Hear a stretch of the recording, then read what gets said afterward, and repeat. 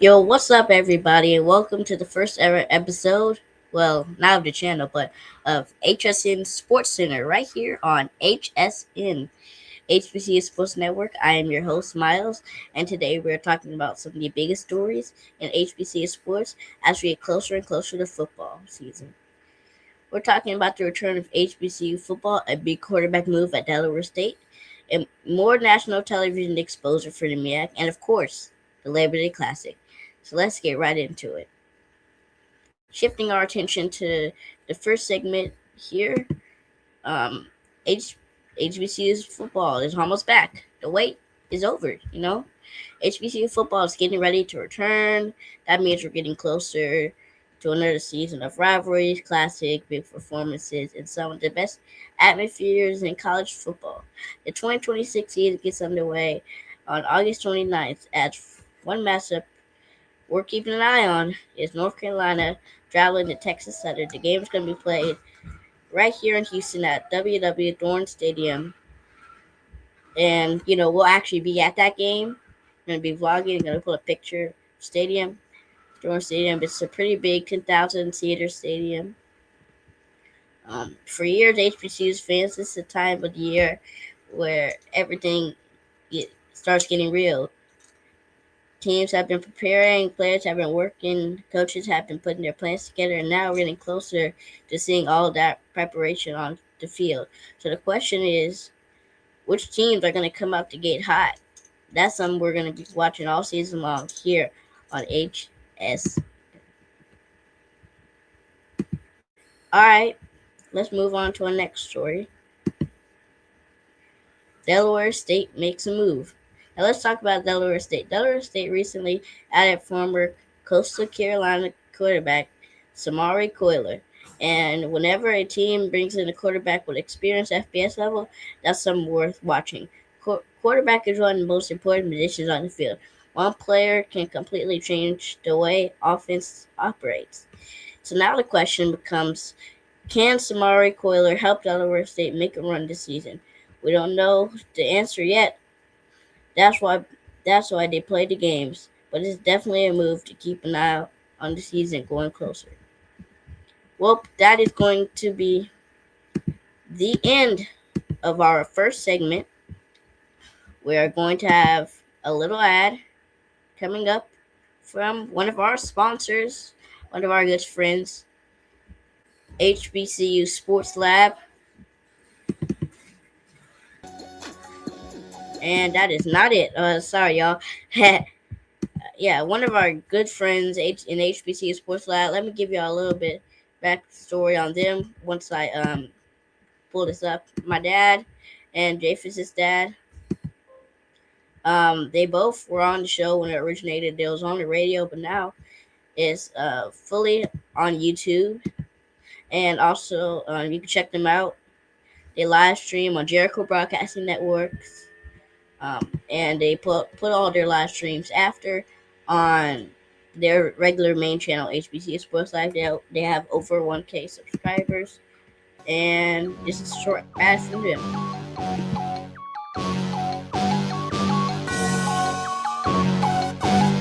Yeah.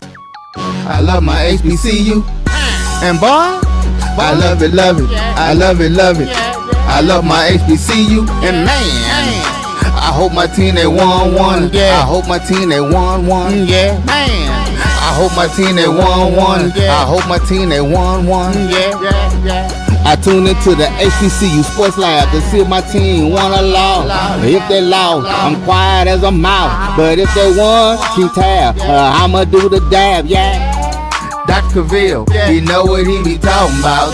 Mike and Charles, they know what they be talking about. They compress the analytic data with your hip hop. If you know them like I know them, they gon' tell you if your team, if they won or lost, and who the ball. So listen to Professor, yes sir, and pay attention, cause he gon' teach a lesson. That was such a great ad from our partners, HBCU Sports Lab. And now we're going to go to our third segment, which is going to be more national TV exposure for the MIAC. The MIAC are now going to be on ABC and ESPN, having more games on there than normal.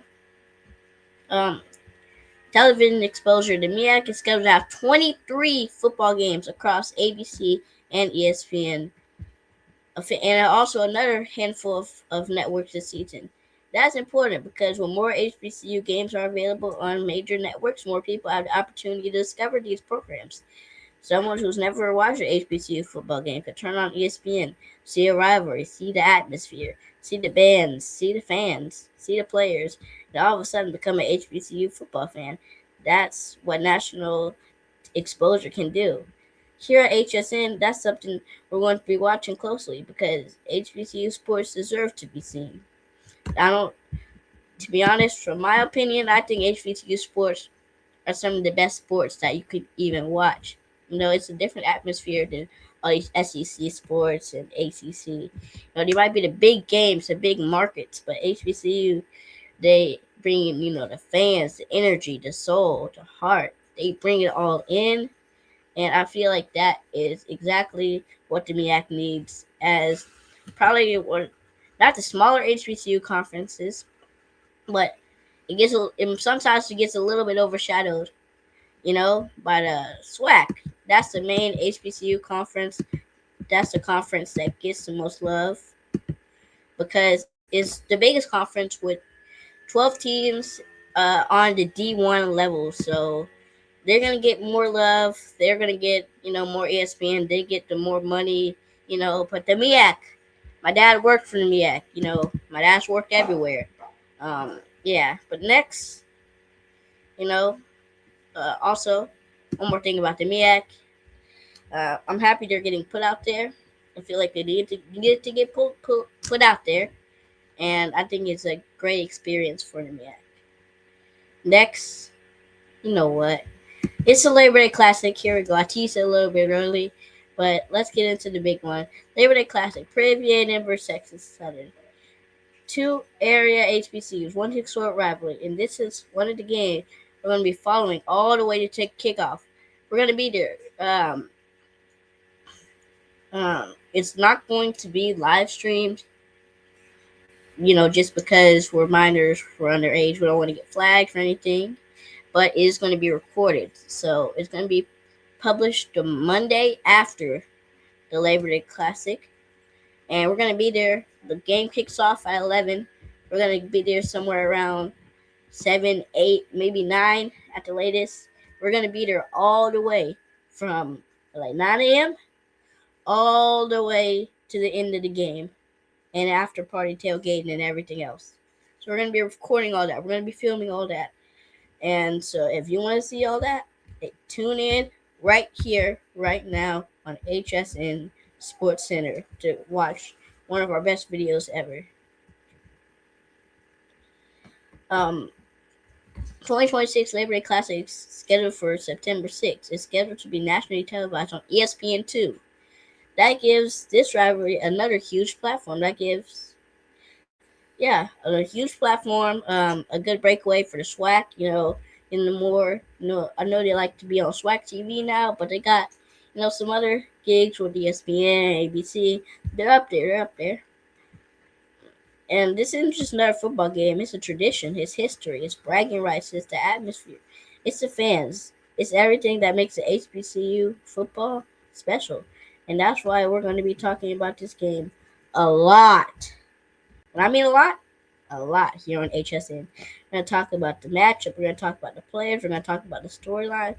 And when game day gets here, we're going to be there talking about what happened.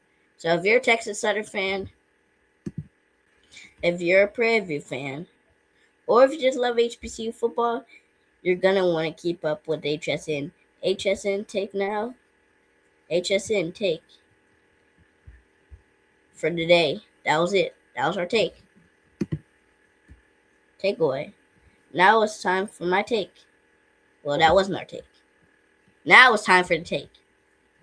I think this could be a really important season for HBCU football. We're seeing more national exposure, seeing much more major, rivalries getting bigger, platforms, We're seeing teams make moves that could change their season. We're getting closer. Some of the biggest games on HBCU football calendar. But here's what I'm most excited about: stories. Because every team has a story, every player has a story, every rivalry has a history. And that's what HSN is here to cover. We're not just here to tell you who won and who lost. We're here to tell you why it matters. And now we're going to get into our closing statement here on HBC Sports Network, rebranded today to HSN. Uh, and that's going to do it for the first episode of HSN Sports Center. If you enjoyed the show, make sure you like and subscribe to HSN, or maybe share it to the other people, or if you can't subscribe or you just don't want to subscribe, you just keep on watching us, and please save this video. um HBCU Sports Network. We've got HBCU football coming back. We've got the Labor Day Classic coming up, and we've got a whole lot more coming to HSN. I'm your host, Miles McGinty, co-founder of HSN Sports Network, HSN Sports Center, and HBCU Sports Network. We'll see you next time. This is HSN Sports Center. The new era has begun.